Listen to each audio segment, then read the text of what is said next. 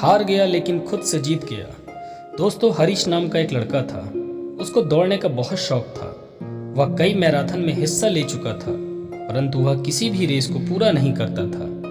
एक दिन उसने ठान लिया कि चाहे कुछ भी हो जाए, वह रेस पूरी जरूर करेगा। अब रेस शुरू हुई। हरीश ने भी दौड़ना शुरू किया। धीरे धीरे सारे धावक आगे निकल रहे थे, मगर अब हरीश थक गया था। वह रुक गया। फिर उसने खुद से बोला, अगर मैं दौड़ नहीं सकता तो कम से कम चल तो सकता हूँ। उसने ऐसा ही किया। वह धीरे धीरे चलने लगा, मगर वह आगे जरूर बढ़ रहा था। अब वह बहुत ज्यादा थक गया था और नीचे गिर पड़ा। उसने खुद को बोला कि वह कैसे भी करके आज दौड़ जरूर पूरी करेगा।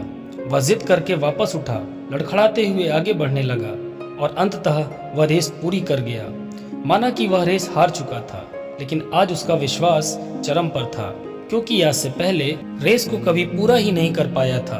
वह जमीन पर पड़ा हुआ था, क्योंकि उसके पैरों की मांसपेशियों में बहुत खिंचाव हो चुका था।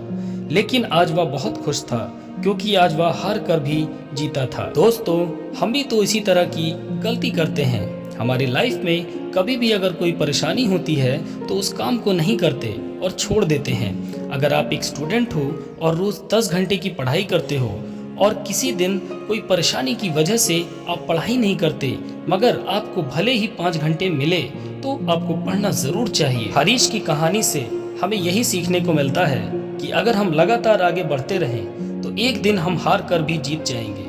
छोटे छोटे कदम बढ़ाते जाओ और आगे बढ़ते जाओ, यही सफलता का नियम है। हमारी दूसरी कहानी है परिस्थितियों को दोष देना। कुछ लोग हमेशा परिस्थितियों को ही दोष देते हैं। यह मोटिवेशनल स्टोरी ऐसी है जिसको सुनकर आपकी आंखें खुल सकती हैं। काफी समय पहले की बात है दोस्तों, एक आदमी रेगिस्तान में फंस गया था। वह मन ही मन अपने आप को बोल रहा था कि यह कितनी अच्छी और सुंदर जगह है, और यहाँ पर पानी होता तो यहाँ पर कितने अच्छे अच्छे पेड़ उगे रहे होते, और यहाँ पर कितने लोग घूमने आना चाहते होंगे। मतलब वह ब्लेम कर रहा था कि यह होता तो वो होता, और वो होता तो शायद ऐसा होता। ऊपर वाला देख रहा था। अब उस इंसान ने सोचा कि यहाँ पर पानी नहीं दिख रहा है। उसको थोड़ी देर आगे जाने के बाद उसको एक कुआं दिखाई दिया, जो कि पानी से लबालब भरा हुआ था। काफी देर तक विचार विमर्श करता रहा वह खुद से। फिर बाद में उसको वहां पर एक रस्सी और बाल्टी दिखाई दी। इसके बाद कहीं से एक पर्ची उड़ के आती है, जिस पर्ची में लिखा हुआ था कि तुमने कहा था कि यहाँ पर पानी का कोई स्रोत नहीं है, अब तुम्हारे पास पानी का स्रोत भी है। अगर तुम चाहते हो तो यहाँ पर पौधा लगा सकते हो। लेकिन वह वहां से चला गया। तो यह कहानी हमें क्या सिखाती है? यह कहानी हमें सिखाती है कि अगर आप परिस्थितियों को दोष देना चाहते हो, कोई दिक्कत नहीं है, लेकिन आप परिस्थितियों को दोष देते हो कि अगर यहाँ पर ऐसा हो और आपको वह सोर्सेस मिल जाए तो क्या परिस्थिति को आप बदल सकते हो? इस कहानी में तो यही लगता है कि कुछ लोग सिर्फ परिस्थिति को दोष देना ही जानते हैं। अगर उनके पास उपयुक्त सोर्स हो तो वह परिस्थिति को नहीं बदल सकते, सिर्फ वह ब्लेम करना जानते हैं। लेकिन हमें ऐसा नहीं बनना है दोस्तों। इस कहानी से यह शिक्षा मिलती है कि अगर आप चाहते हो कि परिस्थितियां बदलें और आपको अगर उसके लिए उपयुक्त साधन मिल जाए तो आप अपना 1% योगदान तो दे ही सकते हैं। और मुझे पूरा भरोसा है कि अगर आपके साथ कोई ऐसी घटना घटित होती है तो आप अपना योगदान जरूर देंगे। आज की हमारी तीसरी और आखिरी कहानी है ईमानदारी का फल, बेस्ट हिंदी मोटिवेशनल स्टोरी। काफी समय पहले की बात है। प्रतापगढ़ नाम का एक राज्य था। वहाँ का राजा बहुत अच्छा था, मगर राजा को एक सुख नहीं था, वह यह कि उसकी कोई संतान नहीं थी।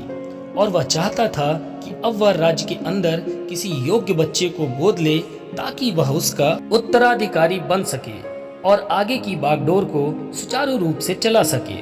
और इसी को देखते हुए राजा ने राज्य में घोषणा करवा दी कि सभी बच्चे राजमहल में एकत्रित हो जाएं। ऐसा ही हुआ। राजा ने सभी बच्चों को पौधे लगाने के लिए भिन्न भिन्न प्रकार के बीज दिए और कहा कि अब हम 6 महीने बाद मिलेंगे और देखेंगे कि किसका पौधा सबसे अच्छा होगा। महीना बीत जाने के बाद भी एक बच्चा ऐसा था जिसके गमले में वह बीज अभी तक नहीं फूटा था, लेकिन वह रोज उसकी देखभाल करता था और रोज पौधे को पानी देता था। देखते ही देखते 3 महीने बीत गए। बच्चा परेशान हो गया। तभी उसकी माँ ने कहा कि बेटा धैर्य रखो, कुछ बीजों को फलने में ज्यादा वक्त लगता है। और वह पौधे को सींचता रहा। 6 महीने हो गए।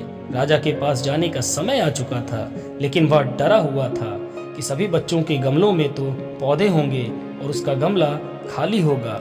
लेकिन वह बच्चा ईमानदार था और सारे बच्चे राजमहल में आ चुके थे। कुछ बच्चे जोश से भरे हुए थे, क्योंकि उनके अंदर राज्य का उत्तराधिकारी बनने की प्रबल लालसा थी। अब राजा ने आदेश दिया, सभी बच्चे अपने अपने गमले दिखाने लगे, मगर एक बच्चा सहमा हुआ था, क्योंकि उसका गमला खाली था। तभी राजा की नजर उस गमले पर गई। उसने पूछा, तुम्हारा गमला तो खाली है? तो उसने कहा, लेकिन मैंने इस गमले की 6 महीने तक देखभाल की है। राजा उसकी ईमानदारी से खुश था, क्योंकि उसका गमला खाली है, फिर भी वह हिम्मत करके यहाँ आ तो गया।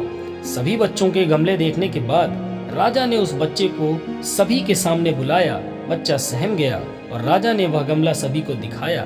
सभी बच्चे जोर से हंसने लगे और राजा ने कहा, शांत हो जाइए, इतने खुश मत होइए। आप सभी के पास जो पौधे हैं वे सब बंजर हैं। आप चाहे कितनी भी मेहनत कर लो, उनसे कुछ नहीं निकलेगा। लेकिन असली बीज यही था। राजा उसकी ईमानदारी से बेहद खुश हुआ और उस बच्चे को राज्य का उत्तराधिकारी बना दिया। इस कहानी से हमें क्या सीखने को मिला? मेरे हिसाब से अपने अंदर ईमानदारी का होना बहुत जरूरी है। अगर हम खुद के साथ ईमानदार हैं तो जीवन के किसी न किसी पड़ाव में सफल हो ही जाएंगे। फाइनली मुझे उम्मीद है आपको भी यह मोटिवेशनल स्टोरी अच्छी लगी होंगी। अगर आप भी मोटिवेशनल स्टोरीज को पढ़ना या सुनना चाहते हो तो आप बिल्कुल सही जगह पर हो। यहाँ पर आपको छोटी छोटी लेकिन प्रेरणादायी कहानियों का खजाना मिलेगा। आपका कीमती समय देने के लिए दिल से आपका शुक्रिया। अगर ये तीनों स्टोरीज आपको पसंद आई हो तो प्लीज़ इस वीडियो को लाइक, चैनल में पहली बार आए हैं तो चैनल को सब्सक्राइब जरूर करते जाइएगा। चलिए मिलते हैं अपनी अगली कहानी में, तब तक के लिए जय हिंद, वंदे मातरम।